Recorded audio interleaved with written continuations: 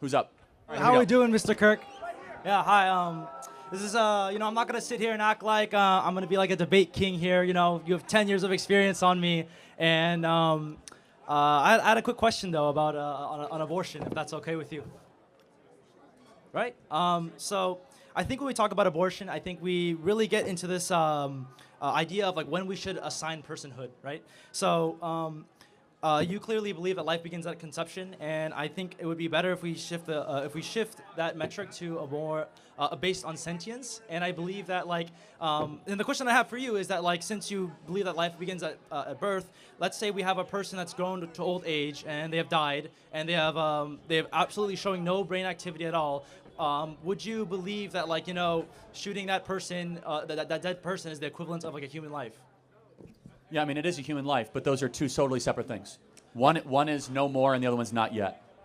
Right. So not yet is different than no more. If someone's at the end of their life and there's nothing more we can do to continue their life, that is a different moral conversation than someone that has not yet been completely grown as a human as you and I. Two totally different moral circumstances, so you can't conflate the two. Right. But I think they both have the same problem where it's about the presence of consciousness, right? Then. No, it's not a problem. One, the consciousness will come. One will not. That's right. So they're two separate things. One has potentiality. Yeah. One does not. So you can't conflate the two together. But okay, let's say let me use a different analogy then. Let's say I have a blueprint to a building, right? And I have the materials for the building, and you destroy those materials. The materials of the building isn't the building in itself. Can we both agree that there's a difference between those two? Is the building building itself in real time, and it's currently being constructed, and it's going up? No, up, but up? it still doesn't really matter because they're still adding value to the fact that we're creating the building. Bad analogy. Right? A blueprint. How's that because the blueprint in itself is not the building. Right, exactly. No, so I'm if saying you were to a human being's DNA is not just. We agree on that, though. No, the blueprint is not the building, so there's probably different moral qualifications. No, they're not. I'm saying though that the baby is the building. So you're incorrect. Okay, so the building is following the blueprint. So when you're looking at like I don't know, like a fertilized egg, you're telling me a picture of this fertilized egg is the equivalent of a human life right now. No, the exact same thing. What's the difference? The different stage of development. No. So why should stage of development give you more rights? Well, I mean, you're acting like this is not something this is done in society. Like, for example, we do judge based on different stages of development, like in cognitive capabilities, right? I'm not letting a fetus drive a car. A fetus can't drive. Right to life. Alcohol and whatnot. Apply the right to life to your stage of development. This is a little bit different. So I guess a different question I would have to ask you is why is your I'm assuming your two qualifications here are the fact that it's a unique cellular organism, right, that has the potential to life, and it's human, which is inherently has dignity. So I guess then this brings on a question, because I know there's another scenario where this occurs, right, where fertilization of an egg occurs, and they're on track to development, correct? And this other example that I'll think of is like animals, right? I think why do we not give the same moral consideration to animals as we are to zygotes in this situation? Because animals aren't human beings. Okay, but why is human beings? Human beings have a soul and animals do not. Have a soul. So levels. So this is my point, guys. Soul is not just consciousness. Is a conscious experience. No, it's you are Let me prove it to you. Wrong. This is dishonest, though. Let me prove it to you. When someone is quote unquote brain dead, do you know that they still respond if someone stabs them? Their norepinephrine goes up. Do you know that a woman still menstruates if she's brain dead? So consciousness is not human worth. There's something else going on beyond consciousness that exists in a being that is the soul. Okay, so now we're getting into a conversation of what the difference between the soul and a consciousness is. And no, they're totally different. The soul is something beyond. Consciousness is your narration to yourself, your ability to reason. There's something above reason. All of us know what that is when it kicks in. You ever hear the expression, words can't describe? I am speechless. You know why? Speech is reason. When you see a sunset that takes your breath away, when you see a newborn life that is born, you don't even have the words to express it because it transcends your reason. I agree with that. That is your soul. So I mean, that's a good point. Like when we give, what you just labeled there is like when a child is given born, when they're born, we give such moral significance to that, not the fact that they got infertilized by an egg. I don't want to celebrate. I'd rather celebrate my birthday rather than the day my parents had sex. That's kind of a little weird situation, you know what I mean? Like if life begins at conception. Well, it's called your birthday for a reason, right, but you were a living being, not. It seems that society you kind were of 9 months prior gravitates to this idea of an actual human being existing that gives moral value, right? One is your entrance to the world. The other one is the actual creation of your being. Two different things. Your birthday is when you entered the world. Right. For example, your birthday could be at 28 weeks, not 36 weeks. So everybody has a different day when you exit the womb, but it's not when your worth begins. That's not when your value begins. That's simply simply when you exit the womb. Right. So I have a good question. I really want to get back to this idea of like you give more moral value to the level of the fact that like that humans that are developed have a soul in comparison to like a zygote that, or actually no, animals or a animals, coyote. Okay. So is that not the same comparison to like a zygote to a developed human being in the sense that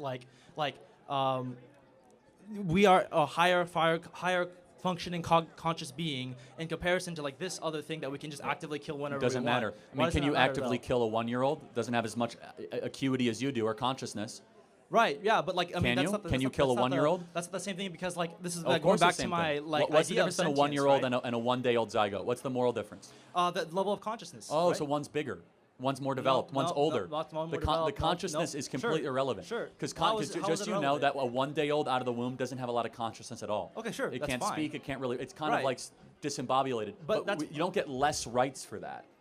I agree. I mean, like, well, to a certain degree, I agree with that. But like, there is a meaningful difference between a fertilized egg and a conscious human being. One is less conscious than the other. Oh no, one has more skills. But like, what's the innate moral difference? And prove it to me.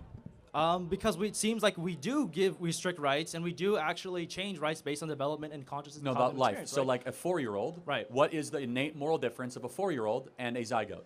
One is more conscious. Okay, got it. So I think that's irrelevant. I think they're both human beings deserving of protection. Consciousness alone is not a marker of dignity. Okay, but so then what is your marker of dignity? Is being a human being. Being a human being. So is your argument a little bit circular though? There, it's just like it's just because we deserve rights because we're human being. Yeah, of course. I mean, it's self-evident. We are human beings with a soul, therefore we have rights. So we deserve rights because we're human beings because we're human beings. So like, how am I supposed to win against this argument here? You can't. See. Okay, yeah, exactly. So it's called a self-evident truth. So it's called self-evident. So that's why the pro-life position is irrefutable. Because you have to posit human beings have rights. And isn't that kind of a concern that like we base all our entire ideology on this one illogical circle that? No, it's not illogical. It's incredibly logical. Right. So like, we are human beings, and we believe that they matter. Like, if you were to remove this circle here, then you would have to actually be pro-life in the sense of be pro-life to all life. Oh, we are. Right. So animals. But we don't believe human beings are. I'm not like a vegan or anything. I'm not vegetarian. But human beings are not the moral same as a bird. It's not the same thing. For multiple reasons. Because a human being has characteristics and qualities, and most importantly, we believe as Christians, human beings have a soul that a bird does not have. Okay, so characteristics and qualities. And let me interrupt one more. The West, whether you agree or not, sorry to interrupt, we believe the human being is the only thing made in the image of the Creator, Imago Dei. Okay, so when you say characteristics and qualities, what does that mean to me? Well, first of all, not just the ability to reason, but also the ability to sympathize, empathize, feel, predict, plan, conjecture, to have mercy, forgiveness, to be able to be introspective. I love that. I love that about us human beings. Oh, no, I know. I'm not being sarcastic. No, but we human beings are exceptional, actually. I mean, versus the beasts of the wild, of which we should appreciate and adore. But again, more beyond that, we come after this from a soft religious view, because you don't have to be Christian to believe this, that the human being has innate, inherent, embedded, let's just say, dignity that a fox does not. Right. Yeah. So what you just did there is kind of like my argument here. You're saying that like because we are human, we are more developed, we have higher cognitive reasoning, we're able to sympathize, emotion, and reason, do all these great things. Right. But the thing is, well, I guess that's a religious belief, though. Well, that's an interesting question. I think that consciousness is the soul, and that's where why if you don't believe in God, it's easy to go want to murder a bunch of people. And I'm not criticizing you. It goes back to just a common theme here. If you believe in God, every human being has dignity.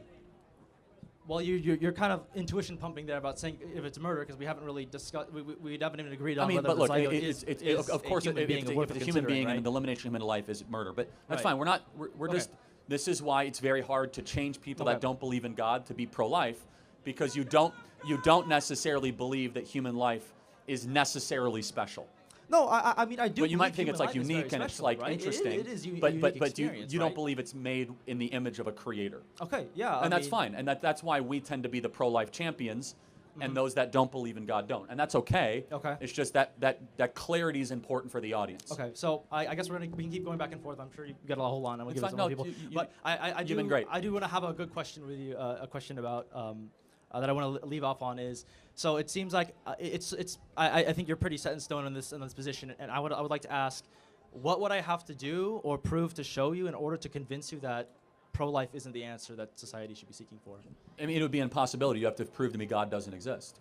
Okay, so then we can agree that like this is just a moral issue that you're appealing to a book. Of course. I mean, all moral issues appeal to an authority, obviously. Okay. Why is murder wrong?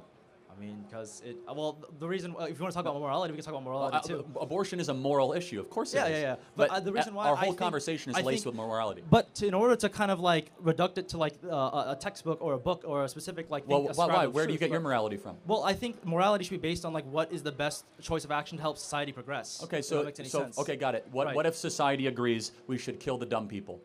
Well, probably not the best. Well, but why? Well, the thing is, it's how about the this? thing is, we should abort. Pragmatically, that doesn't work out. Yes, it does. In Iceland, it's mandatory to abort Down syndrome babies.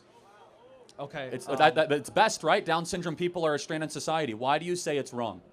Because there's some degree of like we should protect some people. Why? By what standard? Why are you appealing to? I appeal to a book. What do you appeal to? The thing is, I think like there's still some value to why? people. What standard? Is that your opinion, or is there something transcendent telling you that? No, there's something transcendent because like there is some sacredity to life, and that's what I agree with. I agree that life is sacred.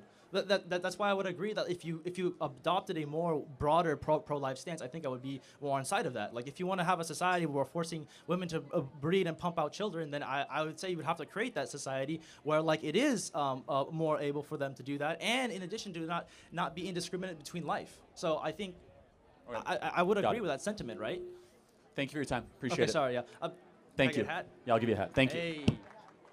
Charlie. Thank you. Can you sign it? Yeah.